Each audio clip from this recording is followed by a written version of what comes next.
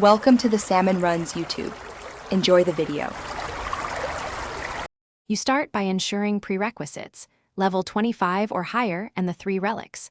Once done, set the world clock to dusk and assemble the portal frame on the altar. Insert the ruby into the top slot first. You'll know it's right when the runes pulse blue. After that pulse, touch the central sigil to lock the sequence.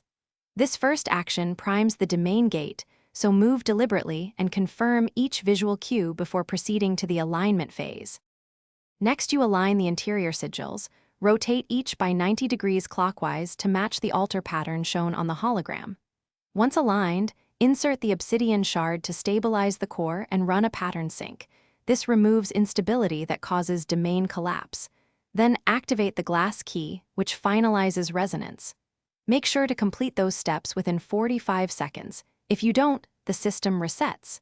If collaborating, call out each action so everyone moves in sync. To finish, channel energy into the central sigil for 10 seconds until the aperture stabilizes and light becomes steady. This locks the field.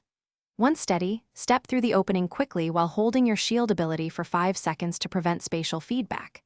If the domain resets, stop, clear the frame, remove all relics, then reinsert them in the exact order: ruby, obsidian shard, glass key. Retry within 2 minutes to avoid cooldown. This troubleshooting step.